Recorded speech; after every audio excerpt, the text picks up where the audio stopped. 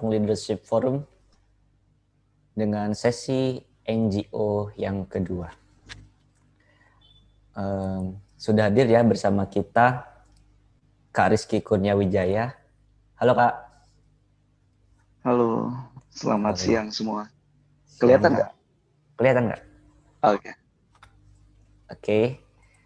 Alhamdulillah. Puji syukur kepada Allah Subhanahu wa taala sehingga kita semua dapat kembali berkumpul di sini dalam sesi kedua. Sebelum kita mulai sesi ini, saya akan membacakan terlebih dahulu CV dari pembicara kita selanjutnya. Kak Rizky Kurniawijaya memiliki beberapa pengalaman pekerjaan. Saya bacakan beberapa. Pernah menjadi teaching assistant di Dapto High School dan Paramata kayaknya. Oh ya, Paramata. Paramata ya. Paramata High School. Yang keduanya bertempat di New South Wales, Australia. Kemudian pada tahun 2017 sempat menjadi daily worker skill to succeed at Save the Children Indonesia yang bertempat di Tanjung Karang, Bandar Lampung. Kemudian pada bulan September 2017 sampai September 2018 berpindah tugas masih di institusi yang sama dengan posisi sebagai project officer, project skill to succeed. Oh, ini sama posisi tetapi dipindah tugaskan. Dan pada bulan Oktober 2018 sampai sekarang bertanggung jawab sebagai Child Protection Officer Emergency Response at Save the Children Indonesia. Kemudian untuk riwayat pendidikan yang pertama ada ini ya, Bachelor of English Education, University of Lampung. Kemudian pada tahun 2017 juga menyelesaikan kualifikasi non-degree International Civil and Human Rights di United States, tepatnya di Kennesaw State University. Kak Rizko juga memiliki beberapa honors and awards yang telah diraih. Saya bacakan beberapa. Yang pertama, Wisely Summit di Philippines pada tahun 2017, Wisely di United States pada tahun 2017 juga. Kemudian Hilo Green Leader sebagai Grand Finalist, Youth Connection MIT Academia UK Mentorship Program pada tahun 2016. Wow, cukup banyak. Saya tidak bacakan semua ya. Ya, nggak usah. Ya. Kemudian membership. Nah, yang pertama ini Janis, teman-teman mungkin sudah banyak yang mengenalnya ya. Sudah cukup familiar mungkin dengan Janis. Nah, untuk Janis ini Kak Rizko sebagai foundernya, teman-teman. Kemudian di Google Campus juga Kak Rizko sempat menjadi media campaigner pada tahun 2015. Sumatera Generation Summit IT Manager di tahun 2015 juga, FV Rangers sebagai co-founder pada tahun 2015 dan seterusnya.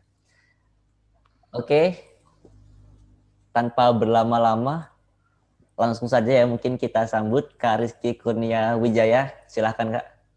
Ya, terima kasih banyak Hendy. Halo, selamat siang teman-teman semuanya. Terima kasih tadi sudah dibacakan ya profil singkat tentang diri saya. Jadi nama saya Rizky Kurniawijaya. Bisa teman-teman kalau di Lampung manggilnya Rizkur ya. Karena Rizky-nya banyak. Di mana-mana ada Rizky. Jadi aku dipanggilnya Rizkur. Nah sekarang tadi seperti yang sudah dikatakan sama Hendy, saya bekerja di Save the Children, tapi proyeknya sudah berakhir sekitar 2 bulan yang lalu ya kalau nggak salah. Dan sekarang saya berada di Bali, sudah tidak di Sulawesi lagi. Gitu. Nah, untuk kegiatan hari ini sebetulnya aku mau sharing ya, lebih tepatnya mau cerita bareng teman-teman, mau dengar kisah teman-teman juga, sekaligus kita saling belajar. Nah, saya udah presentasinya tuh ke Hendy, ke teman-teman ya, sudah ya. Jadi nanti tolong dibantu ya, soalnya aku pakai handphone di sini nggak boleh Oke, laptop. Kak, siap. Ya. Nggak apa-apa. Jadi nanti aku bilang next gitu. Oke deh, silakan ya dibuka. Oke.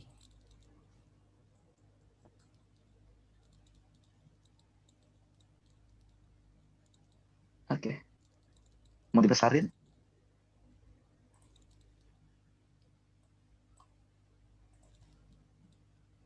Sudah, Kak.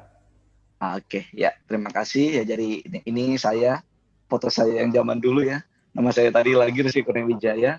Jadi di sini saya merepresentasikan Janis, karena Janis komunitas yang kami bangun bersama-sama di Lampung, dan ini juga eventnya kan terkait anak-anak muda di Lampung ya. Jadi semoga bisa saling bertukar pikiran dan ide.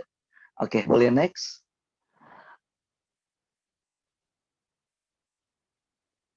Oke, Hendy boleh next ya?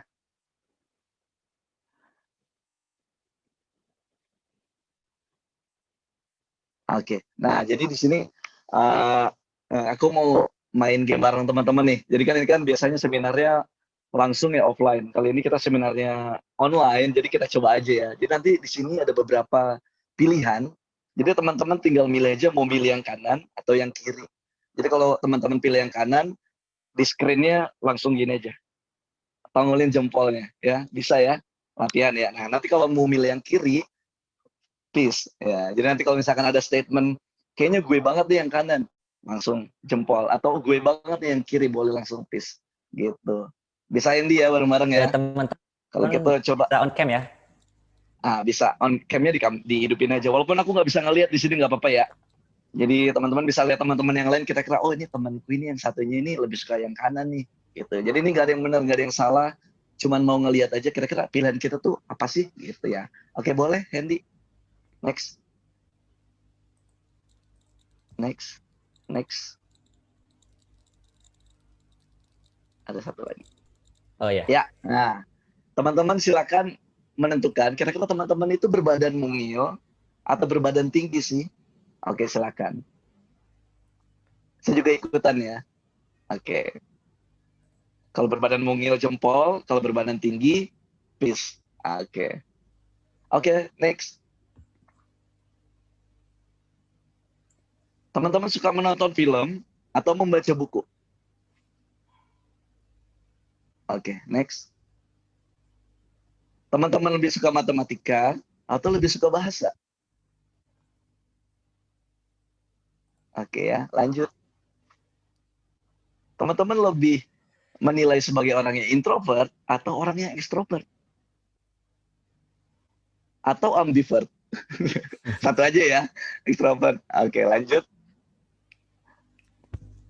Teman-teman merasa memiliki hidung yang mancung atau hidung yang kurang? Oke, lanjut.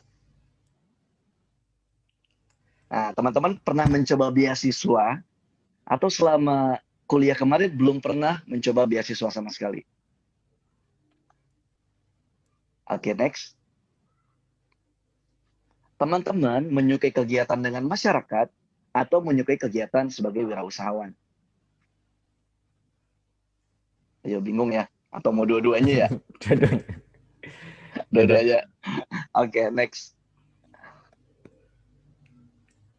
Ya, jadi ini sebetulnya tadi itu permainan sederhana ya, permainan simple yang sebetulnya mau nunjukin ini aku loh gitu. Gue itu seperti ini gitu. Karena kebanyakan orang itu nggak tahu kesukaannya itu apa.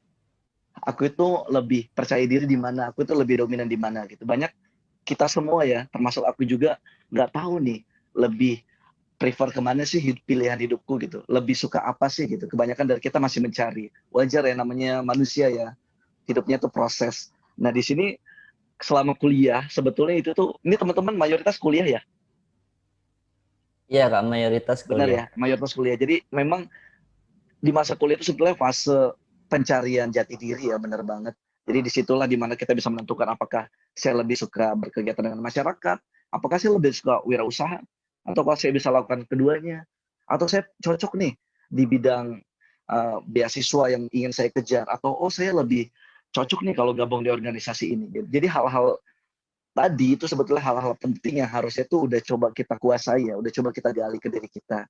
Jadi yang paling utama sebetulnya dari kegiatan kita itu sebetulnya mencari tahu kita itu apa sih gitu. Kita tuh lebih suka di mana, kita lebih mau apa gitu. Jadi bukan berarti karena fokusnya sekarang tentang NGO, aku Rizky bakal maksa teman-teman untuk kerja di bidang NGO, enggak ya. Jadi lebih ke aku harus tahu aku lebih suka di bagian mana gitu. Karena kesukaan itu hal yang lebih utama menurutku. Jadi itu yang bisa menumbuhkan passion, bisa menumbuhkan semangat gitu, dan bisa membuka pintu rezeki lain.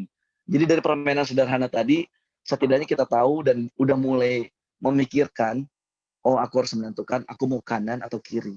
Aku mau jempol atau aku mau pis. Jadi nggak ada yang salah, nggak ada yang benar, ya lakuin apa aja. Lakuin aja apa yang memang passion kita. Itu sih di awal ya. Next boleh Kak. Nah jadi ini juga menjadi hal yang saya lakukan selama saya kuliah ya. Sekarang saya udah berumur 28 tahun. Aku kuliah di Unila angkatan tahun 2010. Jadi udah cukup tua ya. Nah, jadi saya di bahasa Inggris Unila, di FKIP, angkatan tahun 2010 sampai 5 tahun ke depan. Jadi saya lulusnya agak lama, 5 tahun lebih, karena saya terus mencari. Ini bukan excuse ya, memang ini excuse ya. Selama 6 tahun itu memang kuliahnya males-malesan, dan saya juga mencari apa aja sih yang gue sukain gitu. Gue mau ngelakuin apa aja yang memang ini kayaknya bakal membuka pintu rezeki nih. Gitu. Jadi pencarian jati diriku itu dimulai ketika kuliah gitu. Jadi ketika zaman SMP, zaman SMA aku selalu ngikutin alur, ngikutin teman-teman yang lain. Ketika kuliah aku mau mencoba hal-hal baru. Nah, ini dimulai sebetulnya next. Ya, jadi pencariannya dimulai. Nah, ini kesukaan saya adalah bekerja dengan masyarakat. Tapi itu tidak dari dulu ada gitu. Jadi mulai dari foto ini tahun 2013 itu saya lagi KKN di Lampung Barat. Nah, itu saya dulu ya masih muda ya.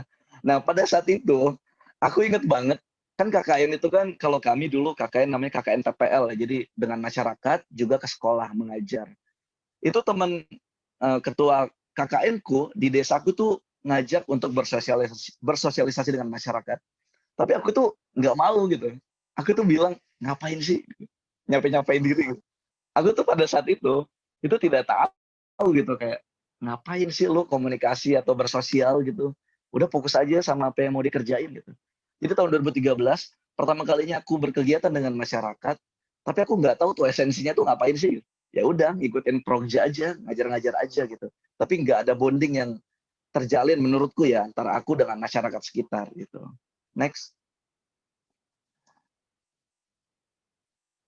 Nah, tahun depannya aku mendapatkan kesempatan lagi untuk bekerja dengan masyarakat.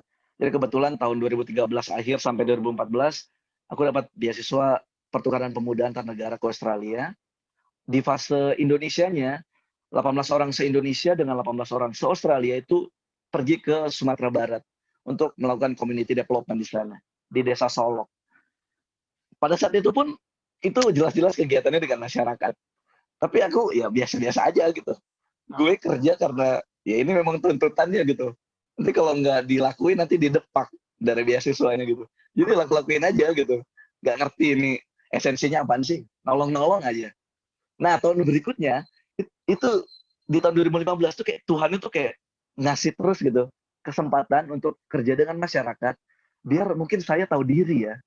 Jadi di tahun 2015 aku dapat kesempatan ikut program namanya Ekspedisi Nusantara Jaya. Ini program dari Kemenko Maritim. Jadi programnya itu mengumpulkan 150 anak muda se-Indonesia untuk ikut kapal perang TNI keliling Indonesia bagian timur untuk menjadi relawan. Nah, pada saat daftar program, aku tuh nggak tahu itu tuh kegiatannya ngapain, aku nggak paham. Jadi aku tuh cuma mau daftar-daftar program aja. Karena aku dulu ketika kuliah, passionku tuh pengen cobain semua program beasiswa atau program yang gratisan yang bisa ningkatin kualitas diri gitu. Jadi aku ikutin terus sampai 2015 aku dapat kesempatan ikut program ke Papua ini. Ke Papua, ke Kupang, dan keliling ya ke Makassar juga. Nah disinilah kayak titik balik aku gitu di program ini. Jadi ketika bertemu 150 pemuda lain, itu ada salah satu orang yang dengan sederhananya nanya ke aku, tapi kayak menampar gitu. Boleh di next, Kak? Pertanyaannya ini nih, boleh. Namanya Mas Teguh ya, pada saat itu usianya 25 tahun, tahun 2017. Dia bilang, Rizky, kamu kan sudah dapat beasiswa ini itu, sudah ikut program ke sana kemari, sudah banyak yang dilakukan sama teman-teman. Terus gue mau nanya, kata dia, apa yang sudah kamu berikan buat daerahmu? Apa yang udah lo lakuin buat Lampung? Gitu. Jadi sederhana ya pertanyaannya. Lu 20 tahun lebih hidup di Lampung udah ngapain aja gitu. Tapi aku nggak bisa jawab waktu itu. Kayak cuman gitu. Nyengir-nyengir gak jelas gitu. Karena emang aku kayak tahu diri gitu. Ih benar juga ya gitu. Gue 20 tahun lebih di Lampung kayak nggak pernah ngapa-ngapain. Aku cuman ikutin kegiatan, nyari hal yang memang buat diriku aja, tapi nggak pernah ngasih feedback ke masyarakat. Gitu. Jadi atas pertanyaan sederhana ini, ketika kembali ke Lampung, aku coba melakukan sesuatu agar aku bisa jawab pertanyaan ini gitu. Biar aku tahu diri gitu, lebih lebih tahu aku ini di Lampung ini udah ngasih apa sih gitu. Boleh next? Ya. Nah, jadi dari pertanyaan ini juga aku jadi kepikiran ya. Gue selama ini hidup, selama ini melakukan kegiatan, itu sebetulnya itu karena kewajiban, next, atau karena kesadaran. Gitu. Jadi kayak kalau kita flashback tadi ke KKN, itu ya memang karena kewajiban. Kalau aku nggak KKN, aku nggak lulus. Atau misalkan aku tadi kegiatan sama masyarakat di Jawa, di Sumatera Barat itu karena programnya, bukan karena kemauanku gitu. Jadi dari situ aku mulai mulai mencari esensi hidup nih, gue selama ini ngelakuin sesuatu itu memang karena kewajiban gue, atas sesuatu atau karena memang gue sadar gitu. Next.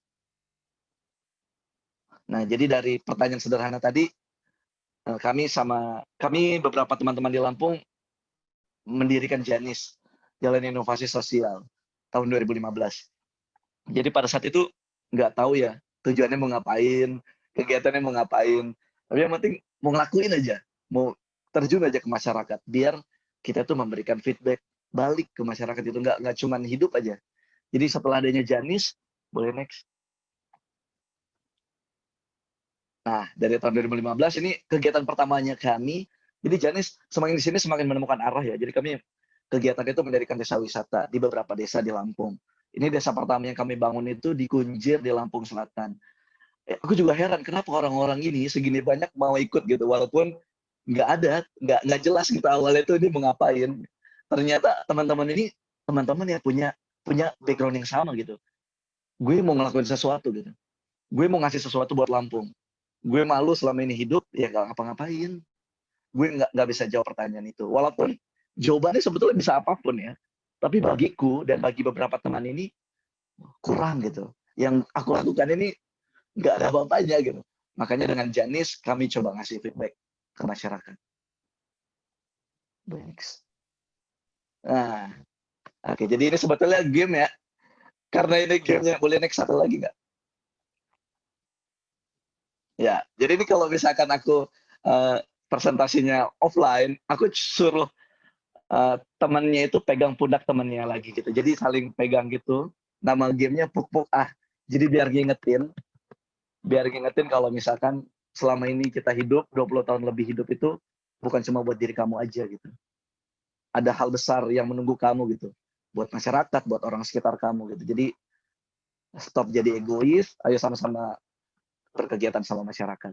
Oke, jadi karena nggak ada teman, jadi pegang pundak sendiri nggak apa-apa ya. Oke, boleh next nggak?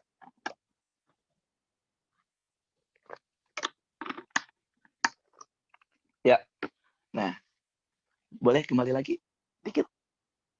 Ya, nah jadi dari Janis tadi, jadi dari beasiswa, jadi dari kegiatan dari beasiswa itu membuka jalanku untuk membangun komunitas namanya Janis.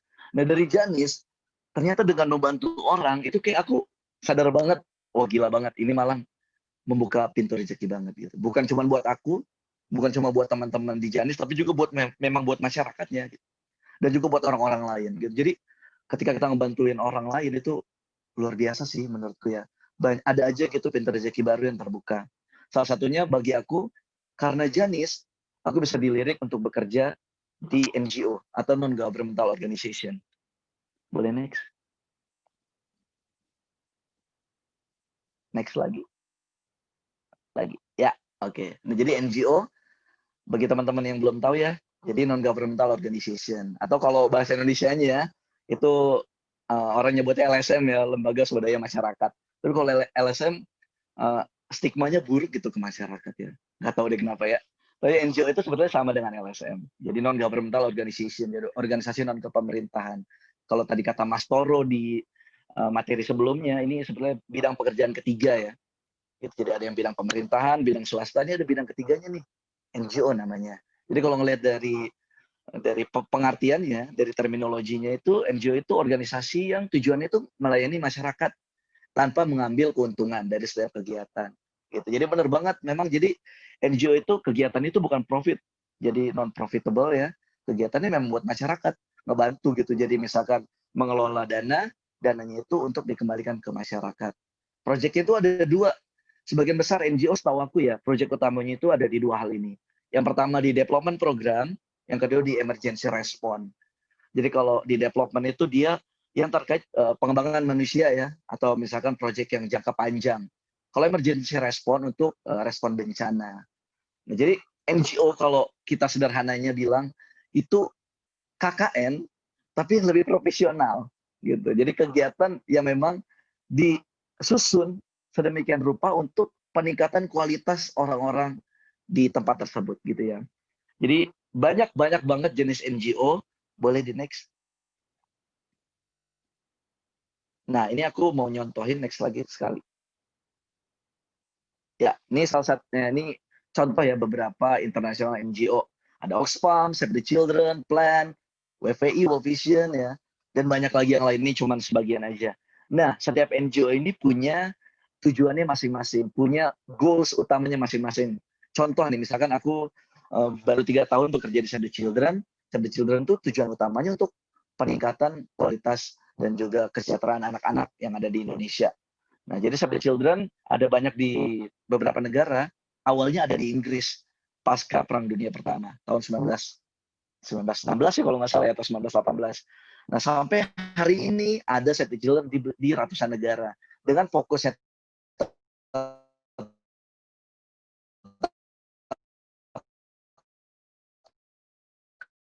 ke anak-anak, tapi proyeknya berbeda aku ya ke proyek ke anak-anak SMK. Katanya anak-anak SMK itu penyumbang angka pengangguran muda terbesar di Indonesia. Jadi kita kasih nih pelatihan soft skill, finansial literasi dan lain-lain agar teman-teman lulusan SMK jadi lebih siap kerja. Nah gitu. Terus ada lagi yang proyeknya itu untuk anak-anak di lokasi kebun coklat di Lampung juga ada. Lalu ada lagi proyeknya itu tentang teman-teman disabilitas ya. Terus banyak proyeknya kalau di Save the Children. Kalau di organisasi lain, di NGO lain juga fokusnya banyak. Ada yang fokusnya di masyarakat, di desa. Ada yang fokusnya itu tentang air. Ada yang fokusnya itu tentang lingkungan. Gitu. Jadi berbeda-beda tapi tujuannya sama. Jadi NGO berkegiatan dengan masyarakat tanpa mengharapkan timbal balik berupa uang. Jadi NGO itu organisasi yang mengelola uang. Gitu. Boleh next? Nah, ini jadi sekali lagi. Nah, ini aku kemarin kegiatan terakhir aku diamanahkan untuk bekerja di Palu ya untuk Project Emergency Response. Jadi sejak 2 minggu pasca bencana Palu, tsunami Palu dan likuifaksi ya, aku langsung ditugaskan di sana.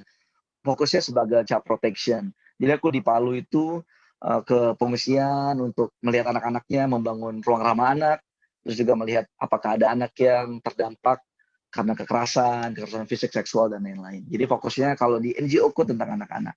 Aku ketemu teman-teman NGO lain yang fokusnya macam-macam. Ada yang bangun huntara, hunian sementara. Lalu ada yang memberikan fresh food voucher makan buat warganya, dan lain-lain. Jadi banyak banget kegiatan yang ada di NGO, nggak cuman satu bidang aja gitu. Banyak banget. Dan bisa merangkul berbagai macam majoring kuliah. Walaupun aku kuliahnya dulu di bahasa Inggris, nggak ada urusannya gitu. Harusnya kan aku jadi guru gitu. tapi aku murtad tidak jadi guru, tapi malah bekerja di NGO. Tapi alhamdulillah tetap terpakai gitu, karena di bidangku, di sektorku, aku tetap jadi tutor atau misalnya jadi apa namanya, orang yang merangkul masyarakat untuk berkegiatan. Gitu. Jadi tetap terpakai tentang mengajarnya. Gitu. Jadi walaupun bidang edukasi kamu kayak nggak ada sangkut pautnya ya, karena biasanya kalau NGO itu mencarinya orang-orang yang bekerja di sektor sosial, background kuliahnya gitu, atau FISIP biasanya begitu ya. Tapi enggak kok. Jadi background apapun, kuliahnya di jurusan apapun, kalau memang misalkan kita punya ketertarikan, itu kita bisa daftar di NGO. Next. Nah, sekarang bagaimana bisa bekerja di NGO? Nah, ini sebetulnya agak lucu ya. Tadi menurutku ketika kita membantu orang itu membuka pintu rezeki, bukan cuma buat orang yang dibantu tapi juga buat kita. Itu benar banget gitu. Jadi karena Janis tadi, aku jadi dilirik sama Save the Children. Karena Save the Children pada saat itu kebetulan ada project di Lampung, projectnya untuk anak-anak SMK. Kebetulannya lagi teman aku sebagai sekretaris di Janis itu telah lebih dulu bekerja di Save the Children. Jadi karena dia bisa merekomendasikan aku dan teman-teman yang lain untuk bisa diperbantukan di Save the Children Lampung. Jadi memang benar banget dari relasi sekitar. Tadi kata Mas Toro juga dibilang ya, Mas Toro juga tadi yang di sesi sebelumnya bilang kalau misalkan dia bekerja di Kita Bisa sekarang pun karena temennya yang melihat rekam jejak dia. Sebetulnya sama gitu. Di NGO itu biasanya seperti itu.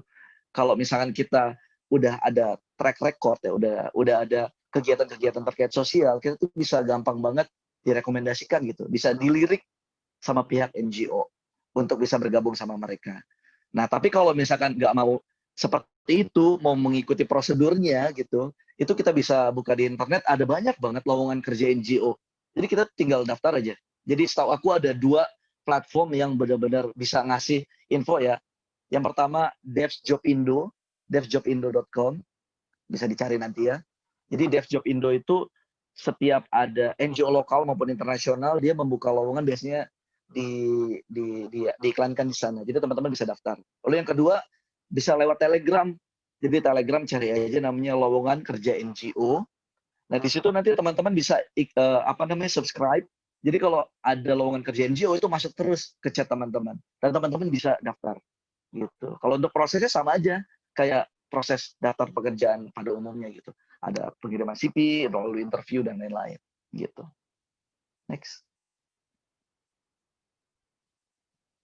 Nah, ini aku mau nunjukin data ya, sedikit data yang kami kerjakan juga, yang jadi bahan juga ketika berkegiatan di Jawa Barat lalu untuk anak-anak SMK tadi ya. Jadi katanya menurut penelitian Harvard, itu 85% orang yang lolos pekerjaan. Ini kan kita tadi bahas soal bekerja di NGO ya. Ini kalau menurut penelitiannya di Harvard, 85% orang yang sukses lamar kerjanya itu karena dia punya soft skill yang baik gitu. Punya soft skill dengan masyarakat, dengan teman-teman kerjanya gitu. Jadi 85% itu menentukan banget. Jadi kelihatan gitu, nggak cuman hard skill aja gitu. Hard skill itu kayak kemampuan utamanya ya, kayak misalkan kamu IT, kamu bisa komputer dan lain-lain. Tapi ada hal lebih besar lagi gitu yang dicari, yaitu soft skill kita. Gitu, boleh next. Nah, ini juga infonya itu menunjukkan statistik ya. Kenapa alasan kandidat itu ditolak dari pekerjaan? Ini kita biar sama-sama tahu ya. Jadi katanya alasan yang paling besar itu 25% itu karena etikanya. Gitu. Jadi bukan karena kemampuannya jelek. Misalkan dia mau mencari orang yang pintar di web gitu. Itu bukan karena desain webnya jelek atau gimana, tapi mungkin karena etikanya. Gitu. Ini dari ini ya, dari statistiknya. Lalu yang berikutnya ada communication skills. Gitu. Jadi dari cara dia berkomunikasi. Ini memang benar banget sih, terbukti kalau yang kulihat ya di bidang kerjaku, teman-temannya itu memang punya etika dan cara komunikasi yang baik gitu. Gak cuma dengan sesama rekan kerjanya, tapi juga ke masyarakat. Boleh next? Ya, ini juga kalau aku mau kaitkan dengan beasiswa atau program, mungkin 25%-nya itu gak cuma tentang etika ya, tapi juga tentang karya dan manfaat. Dan ini juga berlaku di NGO menurut aku. Jadi kalau kita mau lebih dilirik dan lebih dilihat sama NGO ataupun program beasiswa, menurutku hal yang paling dilihat itu adalah karya atau manfaat kita gitu. Kita udah se impactful apa sih buat masyarakat gitu. Kita udah ngelakuin apa sih gitu. Jadi hal apapun sebetulnya luar biasa kalau kita bisa gitu. Kita bisa ngebawanya itu jadi bermanfaat buat orang. Gitu. Boleh next. Nah, ini sih kalau menurutku ya, pintar saja tidak cukup gitu. Jadi yang lebih ada esensial lain gitu yang penting yaitu ya berkarya dan bermanfaat gitu buat melengkapi hidup. Ini yang selalu kuingatkan ya, ke teman-teman ya. Jadi ketika kuliah lalu teman-temanku itu pilihan itu cuma dua biasanya. Kuliah cepat, IPK-nya besar, tapi minim kegiatan. Atau yang kedua, kuliahnya lama, IPK-nya biasa-biasa aja, tapi banyak kegiatannya gitu. Jadi biasanya orang milih dua ini. Tapi sebetulnya enggak loh gitu. Ada teman aku yang kuliahnya tetap cepat, IPK-nya tetap di atas 3,5, tapi tetap berkarya dan bermanfaat gitu. Bisa banget asal memang kita dari awal tuh udah niatin gitu. Gue mau bantuin orang nih. Karena dengan membantu orang, insya Allah rezeki gue bakal terbuka banget banget. Gitu. Boleh next? Ya, ya pokoknya dilewatin aja ya. Nanti ngingetin diri sendiri ya. Jadi jangan belajar terus. Kalau bisa bermanfaat juga buat semuanya. Oke. Lanjut ya. Ada yang mau ditanyain nggak? Atau lanjut aja? Udah pada bosen belum? Dikit lagi. Dikit lagi ya. Nggak apa-apa ya? Nah, lanjut. Nggak apa, Kak. Oke. Siap. Boleh dibesarin lagi, Hendy.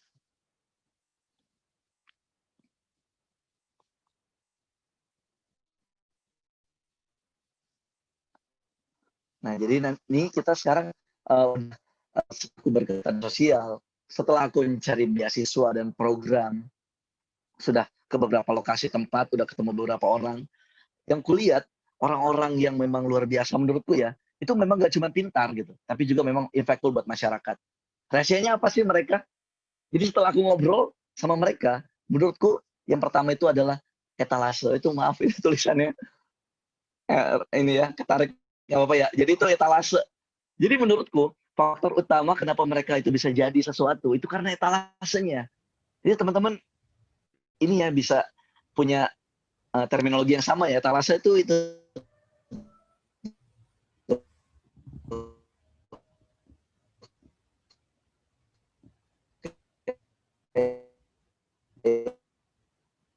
yang digambar.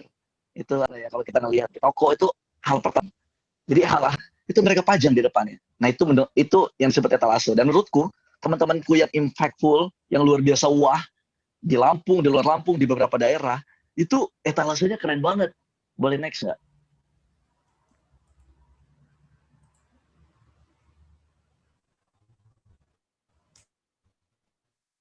Next lagi. Nah, nah jadi baik ya. Nah jadi kalau yang kulihat teman-temanku yang luar biasa tadi, yang berkegiatan sosial iya, yang beasiswanya numpuk banget, banyak banget itu etalasenya bagus banget.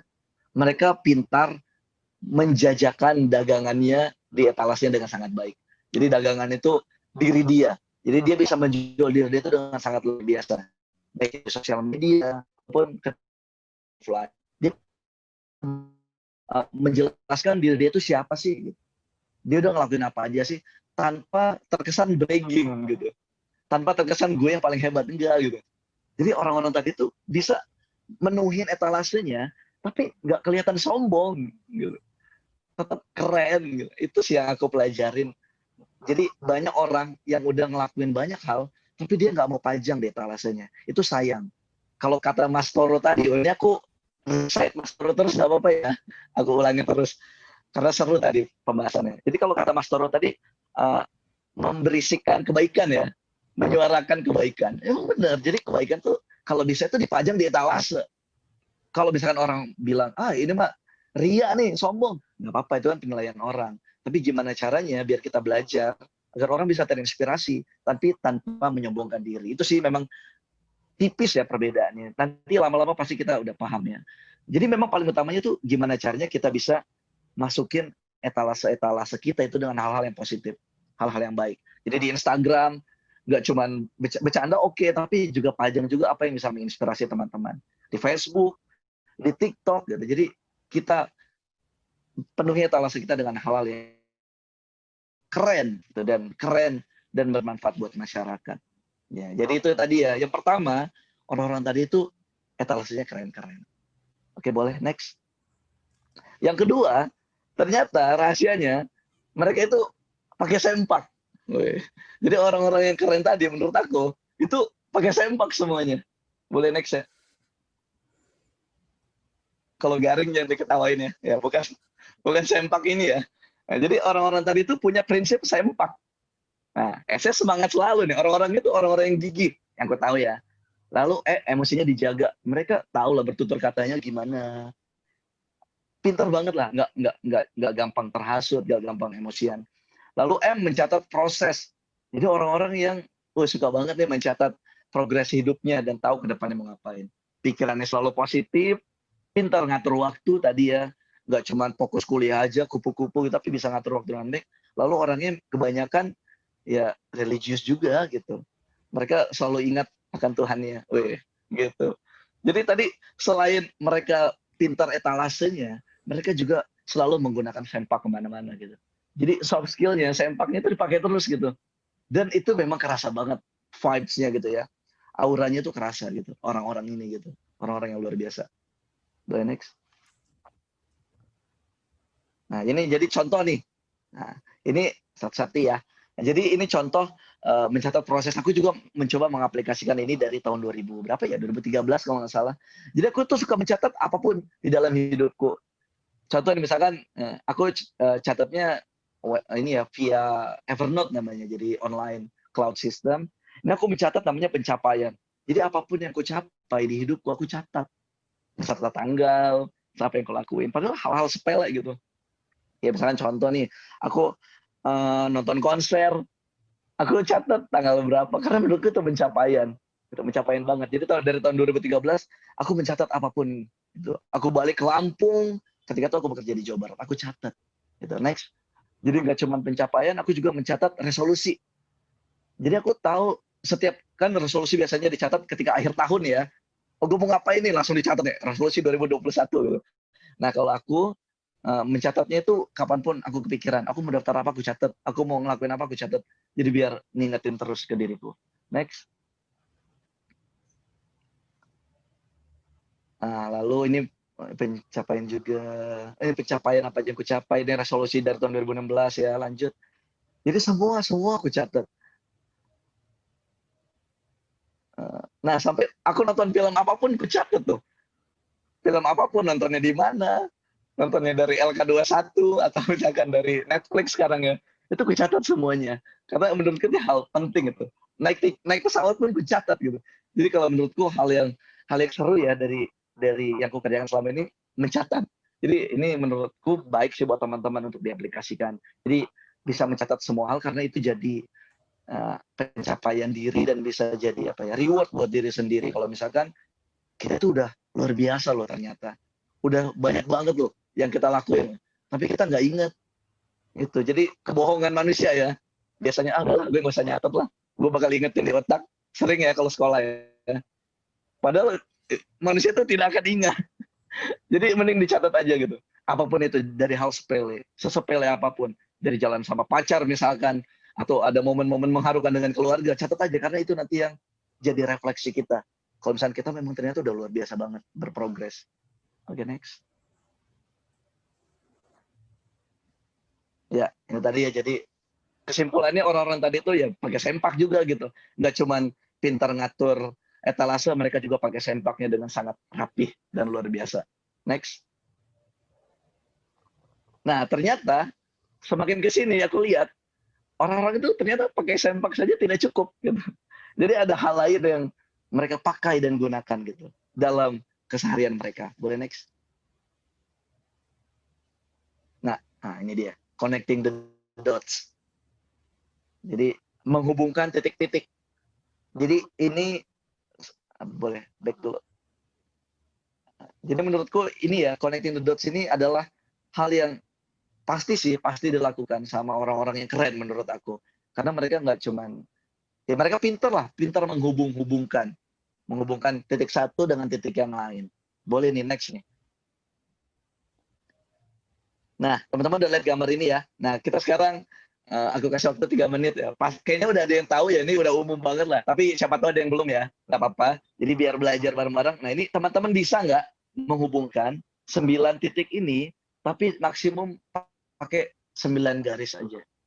9 garis. 3 ya 3 garis saja. Bisa nggak gitu? Tapi bisa ngenain semua titik-titik ini. Bisa nggak? Contoh misalkan kalau kita buat kotak ya 1, 2, 3, 4. Itu kan ada 4 ya. Nah, tapi kan titik tengahnya nggak dapat tuh. Nah, jadi kalau bisa nggak buat dengan 3 sampai 4 garis aja, tapi semua titik itu kena. Jadi garisnya tuh nggak boleh putus. Jadi kayak misalkan gimana sih? Kelihatan nggak sih? Ini titik ya 1, 2, 3, 9 ya. Oh gini, aku ada di sini. Aku pakai iPadku aja.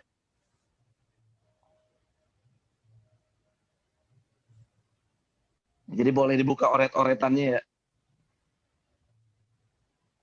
Nah, aku cari dulu slide-nya. Nah, ini dia. Ini ya. Oh, kelihatan solusinya. Nih, kelihatan nggak teman-teman? Kan 9 ya. Jadi misalnya aku mau buat pakai 4 garis nih. 1, 2, 3, 4. Oh, tengahnya nggak dapat. Oh, gimana caranya? 4 garis tapi semuanya dapat. Ada yang bisa nggak? 1, 2, 3, 4 tuh. Yang ininya nggak dapat.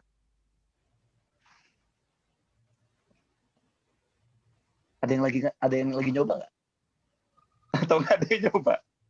Oke, teman-teman yang bisa mungkin ini ya, boleh ditunjukkan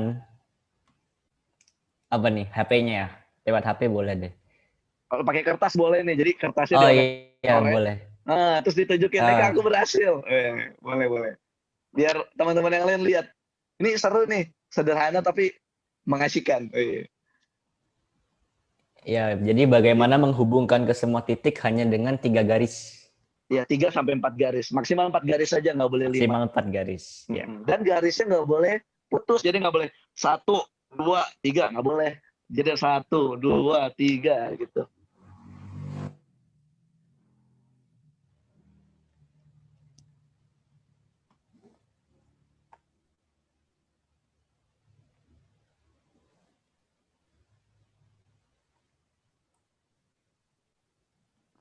Oke, semua ya. Oke, boleh next. Nah, solusinya tuh kayak gini. Next lagi. Ting. Nah, bisa kan? Jadi kalau yang pertama itu 1, 2, 3, 4. Yang kedua 1, 2, 3. Tuh, bisa semua. Nah, kebanyakan dari kita itu nggak bisa tadi mengkonekkan semua titik-titik. Itu karena kita pasti berpikirnya inside the box gitu. Karena kita melihatnya ini adalah kotak gitu. Padahal kalau kita lihat solusinya, semuanya keluar dari kotak kan. Nah, itu sih prinsip yang aku temukan dari teman-teman yang hebat di beasiswa, di program, di scholarship, di NGO. Mereka itu bisa menghubungkan orang-orang gak cuma dari kotak-kotaknya aja gitu. Jadi mereka bisa menghubungin banyak orang, banyak manusia dari bidangnya beda-beda. Nah, contohnya dengan dari permainan ini merepresentasikan banget sih menurutku gitu. Jadi memang harus keluar dari boxnya gitu biar bisa mengkoneksikan banyak manusia gitu. Oke, next. Nah, jadi memang salah satu poin pentingnya adalah berkolaborasi. Jadi tadi selain etalasenya orang-orang tadi bagus, mereka menggunakan soft skill dirinya dengan sangat luar biasa, lalu mereka juga berkolaborasi dan mengajak orang banyak buat bikin impact yang lebih luar biasa. Jadi nggak cuma diri sendiri aja gitu. Itu pun yang aku coba terapkan di Janis. Gitu. Jadi aku keluar dari Lampung untuk bekerja di luar sejak tahun 2017 gitu. Jadi udah 3 tahun. Tapi alhamdulillah Janis tetap berjalan sampai sekarang. Sekarang ada batch barunya, udah open recruitment untuk ada nyari volunteer baru. Karena itu dari awal aku bilang teman-teman jangan sampai ada pikiran Janis itu risky gitu atau risky itu Janis gitu. Janis itu punya semua gitu. Karena kalau terjadi hal seperti itu, menurut aku nanti akan hilang pada masanya gitu. Jadi memang kalau hal baik, kenapa harus harus ini sih, harus segelintir orang aja gitu. Kenapa nggak semuanya bisa ngelakuin bareng-bareng? Semuanya merasa punya gitu. Itu sih yang lebih luar biasa. Boleh next. Nah, ini udah puk-pukin diri sendiri ya, nggak apa-apa ya. Oke. Biar ingat kalau misalkan jadi diri sendiri itu luar biasa dengan tadi ya. Pinter, boleh main poin ini, boleh next lagi. Yang pertama, tadi mengenal diri, berkarya dan bermanfaat, lalu berkolaborasi. Jadi dari awal tadi kita udah coba kan mengenal diri kita tuh mau jadi seperti apa sih. Lalu setelah kita mengenal diri, mulai coba gali, gue bisa ngasih apa sih buat orang lain. Karya apa yang bisa gue lakukan buat masyarakat atau buat orang sekitar. Lalu nggak cuma diri sendiri ngerjainnya, ajak teman-teman lain untuk gabung juga biar lebih impactful. Gitu, boleh next. Ya, cukup sekian dari saya. Kalau ada apa-apa, kalau misalnya ada salah kata, mohon maaf. Kalau ada feedback, boleh disampaikan langsung. Terima kasih. Oke, terima kasih Kak Rizkur yang telah menyampaikan materi yang sangat-sangat membuka pikiran kita ya teman-teman. Nah, Kak Rizkur ini sebenarnya salah satu senior saya ya di bahasa Inggris yang sangat legendaris gitu lah. Waduh. Kalau bahkan sampai adik-adik tingkat yang masih kuliah sekarang pun tahu gitu.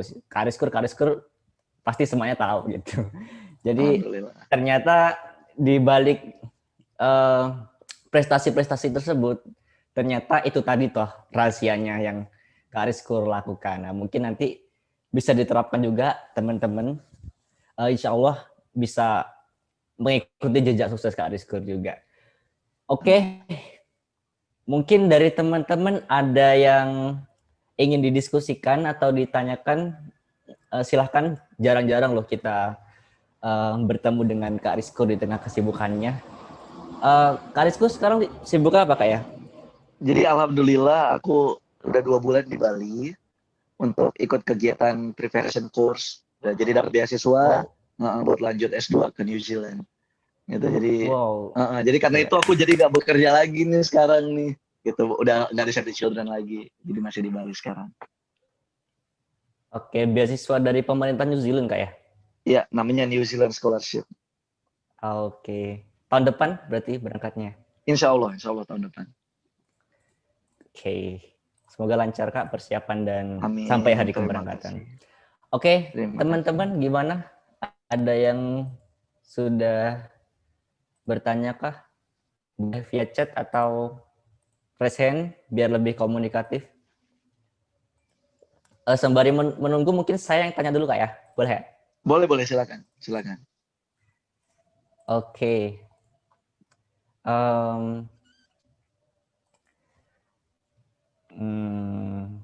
Bentar Kak. Aku nggak bisa baca chat, Oh jadi ya, tolong nanti ya Hendy ya. iya ya siap Kak. Tolong dibacain dulu. Oke, terima kasih. Oh ya Kak, kalau dari Kakak sendiri kira-kira ada nggak sih Kak tokoh yang menginspirasi sampai Kak Rizky itu bisa sampai di tahap seperti ini gitu? Mungkin bisa diceritakan nggak? Tokoh yang menginspirasi sebetulnya banyak banget loh. Di Lampung, aku tuh kagum sama anak-anak muda di Lampung. Ini aku nggak berusaha menjilat teman-teman di Lampung ya. Tapi bener deh, aku bekerja di beberapa daerah. Aku itu mencoba mencari lingkup atau circle yang sama dengan teman-teman di Lampung. Orang-orang yang suka sosial, orang yang suka berkegiatan sosial, suka mencari beasiswa, ngotot gitu tentang edukasinya. Itu aku nggak tahu deh ya. Di kota-kota lain aku susah dapetinnya. Mungkin kalau di kota besar bisa ya, bisa banget. Cuman kalau di beberapa kota yang kukunjungin agak sulit sih. Gitu. Jadi itu sih yang menginspirasi. Kalau menurutku anak-anak di Lampung deh, bener deh. Sampai sekarang pun kalau aku lihat sosmednya teman-teman di Lampung, aku tuh ngedown gitu. Kurang ajar anak-anak Lampung ini. Serius, mereka gigih banget gitu, gigih banget buat hidupnya gitu, ngotot banget buat sekitarnya gitu. Itu sih yang aku salutin gitu. Jadi aku nggak menunjuk spesifik siapa orangnya, tapi banyak lah, banyak banget teman-teman di Lampung dan kita patut berbangga diri gitu. Insya Allah memang penerus pemimpin Indonesia ini anak-anak Lampung. Amin amin. Oke, siap Kak. Ternyata malah orang Lampung sendiri Kak ya banyak Iya, datang bener inspirasinya. keren. Bener. Oh, oke. Oh ya Kak, ini ada 2 orang nih Kak yang raise hand. Mungkin dari Boleh, boleh. Kak Yudi dulu ya, yang tadi yang pertama. Kak Rizky Boleh. boleh di on cam dan soundnya. Atau Aku sound aja udah on. juga boleh. Aku udah on. Oh, Kak maksudnya Yudi. dimatiin ya? Oh Enggak, ya, enggak. Maksudnya Yudi. yang mau tanya. Oh ya. Yudi.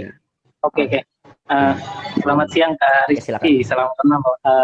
Aku Yudi. Nah, Halo Yudi. halo, menarik banget sih tadi yang disampaikan. Nah, aku juga punya impian untuk bisa kerja nanti di NGO gitu. Jadi basicku memang sudah dari ilmu sosial gitu. Nah, terus aku juga sekarang ini punya resolusi di tahun 2021 ini mau ngedirin sebuah komunitas gitu. Nah, komunitas basicnya sosial. Nah, cuman sekarang ini lagi terkendala siapa sih teman-teman yang memang bisa setipe dan mau jalan bareng, karena kan basicnya komunitas itu kan sosial dan non profit gitu. Nah, gimana sih supaya kita bisa menemukan teman-teman yang memang bisa konsisten untuk bangun sebuah komunitas. Gitu Oke. Kak. Terima kasih. Terima kasih Yudi. Aku langsung jawab ya Hendy ya? Boleh langsung jawab Kak. Oke, boleh. Nah, ini pertanyaan semua orang ya terkait gimana sih ngediriin komunitas gitu. Atau misalkan kalau hal lain ya, gimana sih berwirausaha? Biasanya gitu kan ya. Masih terkait begitu lah gimana cara memulainya. Sebenarnya kalau menurutku ya mulai aja dulu gitu. Walaupun nggak tahu ngapain, mulai aja dulu. Dan tadi pertanyaannya Yudi tadi, gimana caranya mencari teman-teman? Nah, ini sih yang sulit ya. Menurutku gimana caranya kita bisa merepresentasikan, bisa menggambarkan ide besar kita gitu.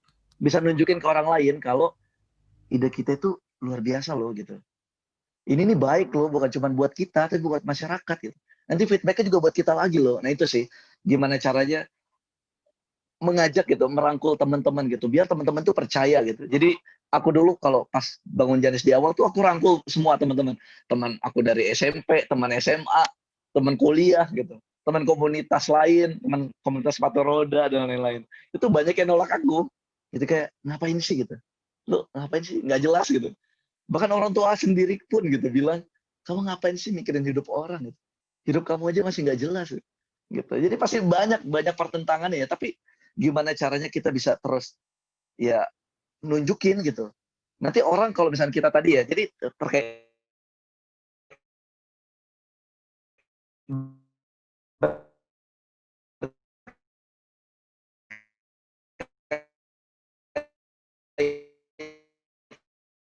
dengan etalase tadi, kita udah apa ya mempunyai di bidang B. Nanti orang akan datang dengan sendirinya. Ya gimana caranya kita nge-persuade orang-orang gitu, biar mereka mau gitu.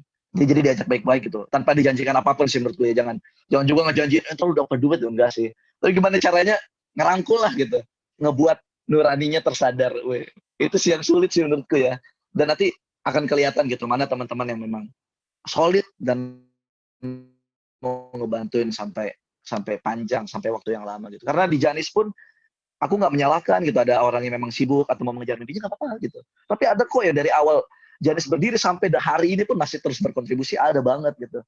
Jadi jangan patah semangat gitu, terus terus cari teman-teman yang memang sefrekuensi gitu ya. Semoga menjawab ya. Oke, gitu Kak Yudi. Sudah cukup jelas ya? Atau ada yang mau dikonfirmasi lagi kah? Oke, Kak Yudi. Cukup ya? Oke. Kalau cukup ini cukup banyak Kak pertanyaan masuk, sangat antusias peserta-pesertanya. Aduh, silakan. Ke yang raise hand dulu deh, dari Kak Diki Alfandi. Silakan Kak, diajukan pertanyaannya secara langsung. Oke, halo Kak Rizkur. Halo Diki, apa kabar? Halo Kak. Iya, aku Diki dari Gejala Kebersihan.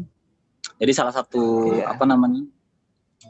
inspirasi aku dan teman-teman bangun komunitas Gejala Kebersihan itu sebenarnya juga Kak Rizkur dan Janis gitu. Jadi dengerin cerita-ceritanya, dan salah satunya tadi yang ada pertanyaan apa yang kamu udah lakuin buat daerah, itu juga sebenarnya pertanyaan yang menampar aku Kak dulu pas pernah baca postingan dari Kak Rizkur soal itu. Jadi ya thank you for your inspiration. Aduh, Yang aku makasih. tanyain, ya, yang pengen aku tanyain gini Kak, kan sebenarnya kehidupan komunitas dengan NGO itu nggak jauh beda ya. Dan dari yang aku tanya-tanya kawan, kenapa banyak gabung di NGO adalah karena di NGO itu waktunya cenderung fleksibel. Jadi kayak misalnya ngantor bisa jam sekian dan mungkin bisa jadi nggak ngantor gitu-gitu. Tapi fleksibel waktu yang fleksibel itu kan juga kadang tricky ya Kak. Maksudnya fleksibel itu can be apa namanya bisa kita waktunya jadi bisa kita gampang aturnya atau bahkan sebaliknya, maksudnya kayak Sabtu Minggu yang mungkin kita harusnya nggak kerja jadi kerja lagi, atau malam yang kita harusnya mungkin nggak kerja jadi kerja. Jadi bisa jadi sibuk banget atau bisa jadi lebih gampang aturnya. Nah, gimana sih cara kakak ngatur waktu kerjanya selama kerja di NGO, dan juga gimana cara ngebagi kehidupan pribadi kakak dengan kehidupan profesional kakak gitu, karena kan waktunya kadang nyampur gitu kayak gitu. Thank you. Oke, thank you Diki. Wah, ini Diki luar biasa nih. Langsung kejawab ya Diki ya. Ya. Jadi Ya siap. Jadi pertama kali aku lihat gajah laku bersihan itu kayak, wih, sial, lucu sekali, namanya keren. Ternyata pas aku tahu ya, ternyata Diki, Putri dan lain-lain ya. Dan aku salut sih teman-teman, luar biasa. Ya, jadi kalau buat menjawab tadi memang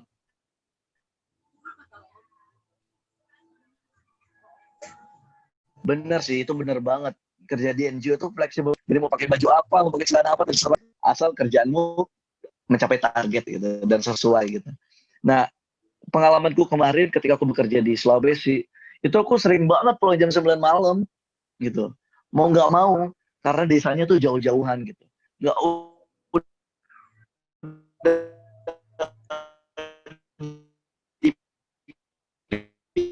dipikirin, udah dimarahin orang, maksudnya dikasih helikopter biar cepat gitu. Jadi pengalamanku ketika jadi Sulawesi ya, itu memang harus jadi waktu aku ketika di Sulawesi nggak ada hiburan sama sekali karena di desa ya. Aku bawa Nintendo Switch gitu, biar aku bisa main tanpa sinyal, karena aku nggak bisa main Mobile Legends contohnya gitu. Atau aku misalkan suka snorkeling, aku jadi tiap weekend snorkeling. Jadi memang ada pasti banget ada waktu di mana kamu tuh nggak bisa mikirin soal diri kamu gitu. Wajar kalau di NGO. Jadi memang harus dinikmatin aja sih gitu. Aku bersyukur ketika di Sulawesi aku punya banyak teman karena di penempatan kerjanya itu dari Indonesia itu dikirim ya, dideploy untuk tinggal di Donggala 4 jam dari Kota Palu. Jadi kami senasib sepenanggungan gitu, nggak cuma aku sendiri gitu. Jadi kalaupun kami sedih atau kami kayak stress out gitu ya, kayak udah letih banget ya, ada temennya gitu. Walaupun exhausted, ada tempat untuk berbagi. Nah, ketika aku lalu kerja di Jawa Barat, itu aku literally sendirian gitu, nggak punya teman. Itu sih pengalamanku yang paling menyedihkan menurutku kerja di NGO. Jadi aku capek sendirian gitu. Stres gitu. Rentan ya jadi bahaya buat diriku sendiri. Jadi depresi jadinya ujung-ujungnya. Ya solusinya itu sih, cari hiburan gitu buat diri kamu. Gitu. Karena memang di NGO pasti walaupun fleksibel, ada kalanya kamu padat-padat banget, ya nyantai-nyantai banget. Itu sih Diki ya. Semoga menjawab ya. Ya, menjawab kok Kak. Menjawab kok Kak. Cari hiburan ya berarti harus.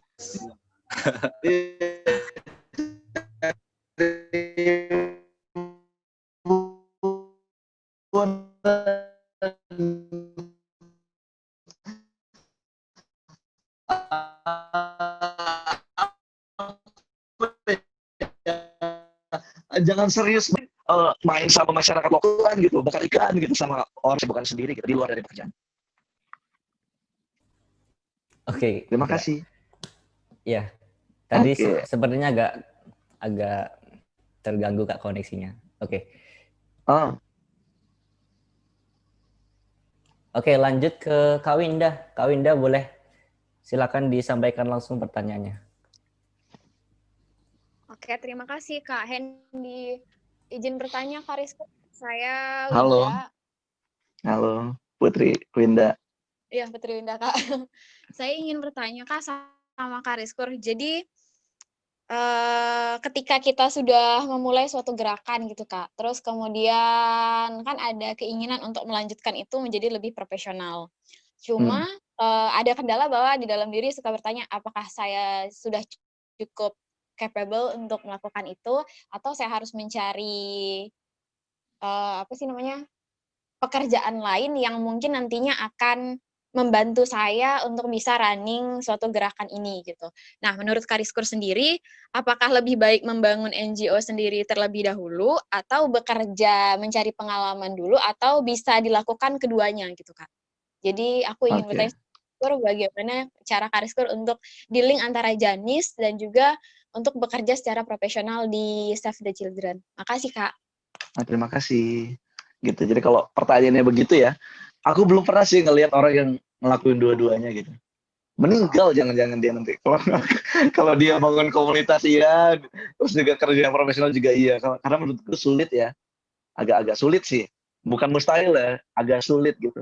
Jadi kalau misalnya ditanya mau milih yang mana, mau milih bangun dulu atau bekerja dulu gitu. Kalau menurutku lakuin aja dulu ketika kamu nggak punya ilmu. Makanya nggak banyak ilmunya, bukan nggak punya ilmu sama sekali ya. Karena biasanya orang tuh kebanyakan mikir nantinya gitu. Ya misalkan, ih gue belum bisa nih, gue pelajarin dulu lah gitu. Sampai sampai sampai oke banget gitu. Jadi nggak jadi gitu. Kayak misalkan aku seumur hidupku tidak pernah berwirausaha. Dan aku iri banget sama orang-orang yang bangun usahanya itu udah luar biasa gitu. Aku ngerasa gile, kok gue nggak bisa kayak gitu ya gitu. Dan aku tuh kayak nggak pernah ngelakuin itu sama sekali gitu. Jadi wajar aja gitu. Sementara apa yang kulakukan itu juga diiri nama orang. Padahal orang-orang itu nggak pernah juga nyoba kayak apa yang kulakukan gitu. Jadi lucu ya hidup ya. Gitu. Jadi kita tuh kayak cenderung iri gitu sama orang lain gitu. Padahal kalau kita lakuin aja dari nol, ya insya Allah nanti jadi kok. Gitu. Jadi kalau tadi kembali ke pertanyaanmu, mau bangun dulu atau mau belajar dulu di tempat lain? Kalau bisa sih menurut aku ya, misalkan lagi ada kemauan yang keras dan tinggi banget, bangun aja dulu gitu. Walaupun ilmunya belum banyak gitu. Kan nanti bisa dibantu sama teman-teman lain gitu. Berproses. Jadi selama proses berdirinya, berkembangnya, kita bisa nyari orang yang lebih capable, jadi bisa lebih profesional di situ. Nah setelah itu baru deh kita bisa keluar untuk mencari ilmu. Mencari ilmu di luar, belajar tentang sistemnya. Kalau aku kemarin di Save the Children belajar banget tentang prosedur pemberkasannya, terus juga gimana sistem kerjanya, benchmark itu seperti apa, dan lain-lain itu luar biasa sih menurut aku.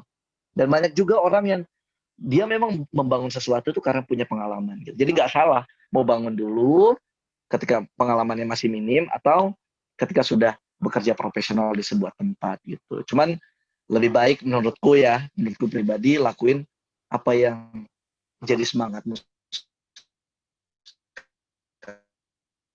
sekarang.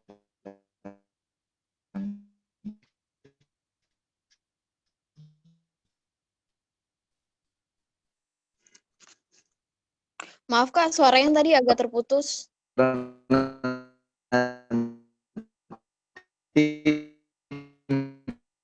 Kalau kita mau nunggu gitu sih. Halo, Maaf Kak Rizko kedengeran tadi oke. Di mana keputusnya? iya boleh diulang sedikit Kak. Aku nggak tahu kalau suara aku putus. Oke, jadi tadi intinya mau mana dulu ya? Mau bangun komunitas dulu ketika pengalaman kita nol atau minim, atau kita belajar dulu di organisasi lain gitu biar kita lebih capable.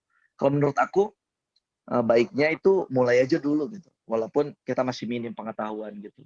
Karena nanti sepanjang perjalanan, sepanjang proses itu kita sama-sama belajar gitu sama yang lain. Kita rangkul teman-teman kita yang lebih capable, biar yang kita kerjakan tuh lebih impactful gitu. Karena kalau misalnya kita mau kerja dulu, biar kita profesional dulu, biasanya kesempatan tadi tuh nggak datang lagi gitu. Kita udah keburu males, kita udah tahu enaknya dapat duit, kita ya udah gitu, ya udahlah ini aja lah gitu. Makanya mumpung kalau menurut aku mumpung belum ada uh, tanggungan atau apapun, lakuin aja gitu, diriin aja gitu, rangkul teman-temannya, baru nanti ketika udah cukup berjalan, baru kita belajar di tempat lain gitu. Tapi kalau mau belajar dulu tempat lain baru mendirikan juga oke, gak masalah gitu, lebih bagus gitu karena ilmunya lebih banyak. Oke, baik Kak. Terima kasih Kak atas jawabannya. Sama-sama Put. Oke. Selanjutnya tadi ada Kak Fenty ya. Kak Fenty boleh Disampaikan langsung pertanyaannya. Iya, terima kasih kesempatannya. Selamat siang, Mas Rizky. Selamat siang, Mbak Penti. Iya, sebenarnya tadi saya mau bertanya, cuma kayaknya tadi udah ada yang tanya, cuma ya nggak apa-apa deh. Saya ulangi Nggak apa-apa. lagi. Iya, nggak apa-apa. Jadi tadi kan memang ada yang tanya yang memisahkan antara kehidupan profesional dan sebagai ini ya ketika di NGO seperti itu. Nah, kalau saya sebenarnya yang ingin saya tanyakan kasusnya begini. Jadi saya itu memang tertarik dengan bidang-bidang seperti NGO, tetapi saya tidak pernah melakukan itu. Jadi misalnya nih saya mengikuti Save the Children di media sosial, teman-teman saya ada yang ikut Janis, terus saya senang melihat itu, tapi saya nggak pernah melakukan itu. Karena selama ini kalau saya sibuk, misalnya kalau ketika saya saat waktu itu bekerja ya Mas Rizky, jadi memang pekerjaan itu kan padat banget, Senin sampai Sabtu gitu kan, terus ketika Minggu itu memang benar-benar butuh istirahat. Jadi saya memang nggak bisa, ya mungkin ini excuse sih, mungkin ini excuse ya, dan mungkin bukan cuma saya yang merasa kayak mencari-cari alasan lah. Cuman memang saya menikmati itu, melihatnya, cuman kalau untuk melakukannya kok sampai sekarang nggak pernah terlaksana ya. Itu karena mungkin terlalu, kalau dari saya kayak alasannya terlalu sibuk, terus udah capek. Sampai ketika waktu itu saya wawancara beasiswa dan ditanya apa yang udah kamu lakukan untuk negara ini gitu kan. Sampai saya tuh bingung, saya mau jawab apa ya, sama ini saya cuma kerja gitu kan. Terus, nah kalau dari pandangan Kak Rizky ini gimana sih untuk mengatasi masalah-masalah kayak gini? Karena kadang pun kayak berbicara sama orang tuh diskusi tuh kayak gini, hidupmu aja masih penuh masalah yang harus kamu beresin, ibaratnya kayak gitu ya, masih pusing gitu, kok kamu mau ngurusin orang lain kayak gitu. Tapi emang perasaan bahagia ketika berbagi itu emang nggak dipungkiri, nggak ada duanya sih. Jadi mohon pencerahannya nih Mas Rizky, makasih. Oke, sama-sama Mbak Fenty. Wah, ini wajar ya. Namanya manusia ya, manusia tuh komen aja ya. Biasanya segitu ya. Kayak misalkan kita ngelakuin hal baik, itu dipikirnya ria segala macam. Oke, kita mau bahas dari awal tadi ya. Mbak Fenty kan sibuk kerja ya. Itu memang hal yang umum dan wajar sih. Makanya aku mulai mengencourage teman-temanku atau orang-orang lain gitu, junior-junior di kampus, kalau bisa sebelum tahu uang, itu kalau bisa kegiatan aja dulu. Mumpung masih, mumpung masih susah dan mumpung masih miskin, itu malah bagus sebetulnya. Karena kita nggak punya uang, kita nggak punya pemasukan, kita jadi mikir, gue mau ngelakuin apa ya, kegiatan apa. Itu menurutku momen-momen terindah sih menurutku ya, daripada udah cukup settle gitu dan jadi udah jadi terpenjara gitu dengan rutinitas. Nah kalau udah kondisinya udah kayak gitu, kayak misalnya kayak Kak Penti, udah kayak aku misalkan bekerja dan sulit ya, pasti aja ada excuse-nya gitu, weekend gue mau istirahat, mau me time gitu. Itu wajar menurutku, wajar banget. Nah tapi kewajaran itu tidak bisa dijadikan excuse. Bisa kok, tetap bisa berkegiatan apapun sebetulnya. Jadi kalau kita mengkorelasikan dengan prinsip etalase tadi, sebetulnya hal kecil pun kalau kita pintar membawanya itu jadi hal besar. Contoh aja nih, kalau misalkan aku dulu di NGO ya yang di Sulawesi kan tuh kan aku kerja di desa. Di situ nggak ada sinyal, nggak ada apa-apa. Jadi yang aku lakukan nih cuma kerja sama masyarakat kegiatan. Tapi aku ngelakuin hal lain, kayak misalkan aku ngediriin komunitas sama masyarakatnya gitu. Jadi aku nyambi gitu, di weekend aku coba ketemu sama anak-anaknya, kami bangun forum anak gitu misalkan contohnya gitu-gitu. Bisa sebetulnya. Nah misalkan lagi sederhananya, misalkan sekarang kan lagi pandemi nih, bisalah kita mulai buat gerakan online aja gitu. Misalkan ngumpulin cerita teman-teman atau apa. Jadi sebenarnya apapun tuh bisa asal mau aja gitu. Dan kayak itu tadi karena kita kalau sudah nyaman dan sudah tahu uang itu pasti males deh. Gak bisa dipungkiri deh, bener. Tapi coba dipikirin lagi kalau gue bisa buat apapun, gerakan sekecil apapun, itu pasti bisa impactful gitu buat ke depannya. Jadi mulai aja, Kak Fenty, contoh misalkan Kak Fenty, contoh aja ya, suka nulis, buat aja tulisan. Atau misalkan rangkul tulisannya teman-teman, misalkan jadi buku, atau misalkan suka posting pencapaian teman-temannya biar menginspirasi. Jadi lakuin aja apapun, nggak ada yang jelek kok, gitu. Mau sekecil apapun, gitu. Ya. Oke. Kedengeran nggak sih? Kedengeran. Kedengeran ya? Jelas. Oke, mantap. Oke, kedengeran. Sorry. Oke, semoga cukup menjawab ya Mbak Fenty atas jawaban yang telah disampaikan oleh Kak Rizkur. Oke, teman-teman, adakah yang bertanya lagi? Coba kita buka chat. Oh, di chat juga ada beberapa pertanyaan ternyata, Kak. Boleh. Oke, saya bacakan yang pertama. Izin dari Reza. Izin bertanya, Kak, apakah kegiatan-kegiatan di sektor NGO atau kegiatan sosial ini juga mendukung akademis juga? Misalnya dapat beasiswa S2 seperti yang Kakak dapat tadi. Oh, ya. Oke, itu Kak mungkin bisa langsung dijawab. Aku jawab ya. Jawabannya tentu saja iya banget. Iya banget, banget gitu. Karena kegiatan NGO itu kan kegiatan ke masyarakat. Jadi yang dilakukan itu pasti ada angka, ada hal yang mau dicapai. Jadi contoh misalkan aku kegiatan kemarin di emergency response. Aku udah berkegiatan sama berapa anak, berapa ribu anak, udah berapa pengungsian yang dibangun, ruang ramah anaknya, terus berapa komunitas yang coba dibantu. Jadi angka-angka itu hal yang kita kerjakan ketika kita bekerja di NGO itu jadi kalau menurutku itu kayak golden ticket banget gitu untuk membuka pintu rezeki yang lebih luas. Banget. Jadi itu jawabannya benar banget. Jadi dengan kerja di NGO itu sebetulnya membuka pintu rezeki lebih luas lagi gitu. Kalau misalnya kita pintar membawanya gitu. Jadi tidak bragging, tidak juga seakan-akan ini kegiatan gue gitu, enggak. Tapi bilang aja gitu, aku selama berkegiatan di NGO atau di komunitas, saya bersama teman-teman berhasil merangkul berapa bla bla bla gitu dengan komunitas lain, dengan berapa desa gitu dan lain-lain. Dan alhamdulillah kemarin saya contohnya gara-gara walaupun background aku bahasa Inggris ya, kan FKIP sama kayak Hendy. Harusnya kalau aku melanjut sekolah, aku harusnya kalau tidak TESOL biasanya gitu ya, atau keguruan lagi ya. Tapi alhamdulillah aku dapat beasiswa ini tentang disaster management, tentang manajemen kebencanaan gitu. Jadi akan berpindah banget haluannya gitu. Karena kemarin selama 2 tahun aku bekerjanya untuk respon bencana. Jadi alhamdulillah banget opportunity-ku bekerja di NGO di Sulawesi itu wah merubah hidupku banget. Salah satunya ini gitu bisa melanjutkan pendidikan ke New Zealand untuk disaster management. Jadi gitu ya, bisa membuka banget. Oke, begitu ya Reza, semoga terjawab. Kemudian ada lagi nih dari Rizdan nggak terkait insecure. Kak, ketika kita merasa insecure terhadap orang lain, bagaimana cara mengatasi insecure? Ini termasuk topik yang lagi hangat nih kayak insecure. Iya.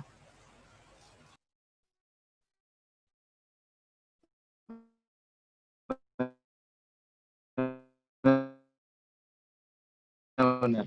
Dan gitu. Anak lampu aja anak daerah lain yang aku temui di beasiswa ketika berteman denganku di sosmed dan mereka menunjukkan pencapaian di sosmed, nggak salah ya.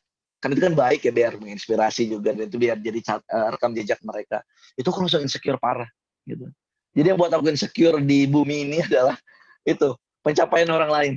Bener deh, bukan iri ya, tapi lebih ke wah gila, kok bisa ya gitu. Kok gue nggak bisa ya gitu. Lebih ke situ sih kalau aku insecure-nya ya. Kayak misalkan kok dia bisa kegiatan kayak gini ya gitu. Kok gue nggak bisa gitu. Nah, jadi kalau aku cara mengatasi insecure-ku itu aku stay away aja dari sosial media sih kalau aku. Karena biasanya sumber resource-nya insecurity itu datangnya dari sosial media. Jadi kalau aku menjauhi dulu sosial media, bisa aku mungkin nggak main sama sekali gitu. Aku sibukin aja diriku gitu. Dengan hal-hal yang aku suka gitu. Dan nggak salah gitu. Orang-orang nggak salah update pencapaian dirinya, achievement-nya, apa yang sudah mereka capai, nggak salah sama sekali gitu. Aku nggak pernah menganggap orang yang share tentang pencapaian, tentang mereka kontribusi apa, mau ngasih apa itu sebagai ria, aku nggak pernah. Karena itu cara mereka untuk merangkul lebih banyak orang, untuk bisa lebih bermanfaat. Jadi nggak apa-apa. Tinggal mindset kita aja yang dirubah. Kok dia bisa, gue nggak bisa sih, kurang ajar gitu. Kalau gue suka gitu sih. Gila, kok dia bisa jadi ini ya, apa sih namanya, bisa dapat beasiswa gini ya, kok gue nggak bisa gitu. Kok dia bisa dapat dana bantuan ya buat komunitasnya, kok gue nggak bisa. Nah yang kayak gitu sih caranya ya itu tadi ya, kalau aku stay away terus upgrade diri. Oke, menarik Kak ya. Mungkin termasuk yang tadi kayak yang Kakak sampaikan terkait menulis pencapaian-pencapaian itu mungkin Nah, bisa membantu juga Kak ya terkait banget, banget, mengatasi banget. insecure. Benar. Jadi kalau aku ngedown, kalau aku sedih sih, misalkan merasa kesepian lah, aku pasti buka itu deh. Aku buka catatanku, aku lihat, wah luar biasa Rizky, kamu itu udah sejauh ini loh. Kamu masih bisa hidup aja udah alhamdulillah gitu. Kamu udah melakukan hal sebanyak ini tuh keren banget gitu. Nah itu sih yang harusnya memang kita catat dan ngingetin ke kita gitu. Biar kita juga nggak terus-terusan ngegas gitu. Ada saatnya kok buat santai gitu, buat berhenti sejenak. Oke deh, thank you Kak atas jawabannya. Eh, Oke, terakhir nih Kak, sebelum kita tutup, mungkin boleh disampaikan Kak closing statement untuk teman-teman yang ada di sini. Oke, langsung closing ya. Jadi tadi kalau misalnya kita ngobrol dari materi tadi, memang hal-hal utama itu yang pertama adalah mengenal diri ya. Jadi kita mau melakukan apapun ya, kenali dulu diri sendiri itu. Nggak harus kerja di NGO, gitu. Nggak harus bangun komunitas menurut aku ya. Kamu berwirausaha itu keren banget. Kamu pintar seni itu luar biasa bagus. Gitu. Jadi jangan sampai pengalaman orang, achievement orang itu kayak mempengaruhi kamu untuk merubah diri kamu gitu. Jangan. Apa yang ada di kamu itu kerenin aja gitu. Luar biasain aja gitu. Jadi yang pertama mengenal diri itu penting. Lalu yang kedua berkarya gitu. Berkarya dan berkontribusi. Jadi nggak cuman diem aja, nggak cuman buat orang, misalnya kita kerja buat orang aja, jangan, sayang gitu. Nggak cuman kita jadi 9 to 5 workers gitu, jangan kalau menurut aku ya. Tetap berkarya gitu. Karena orang tahu itu kita karena karya kita gitu. Gitu. Jadi berkarya dan berkontribusi buat masyarakat. Itu yang kedua, yang berkarya berkontribusi. Yang ketiga itu tadi adalah kolaborasi. Gitu. Jadi nggak cuman berhenti di diri kita, rangkul teman-teman yang lain juga. Insya Allah mau program, mau scholarship, mau NGO itu bakal ngantri sih nunggu kalian. Gitu. Oke, thank you Kak atas closing statement-nya. Mungkin sebelum kita tutup, kita ada sesi foto bersama dulu. Boleh. Kepada teman-teman, silakan di-on-kan kameranya ya. Kita sesi foto bersama Kak Rizkur. Aduh. Oke, boleh silakan teman-teman diaktifkan kameranya. Tim dokumentasi bersiap ya.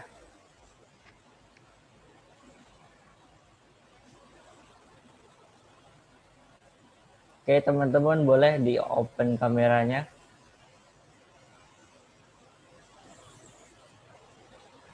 Oke, saya hitung dari 1 ya. Slide pertama dulu. 1, 2, 3. Oke, sekali lagi. 1, 2, 3.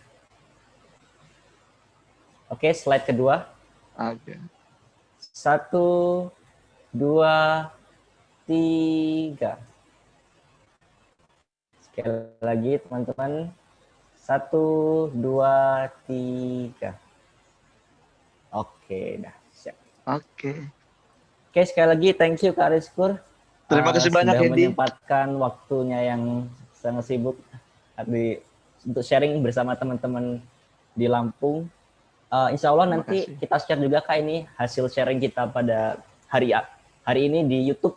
Jadi akan semakin banyak teman-teman yang mendapatkan manfaatnya sehingga kebaikan kita bisa berisik seperti itu. Amin. Amin, insya Allah.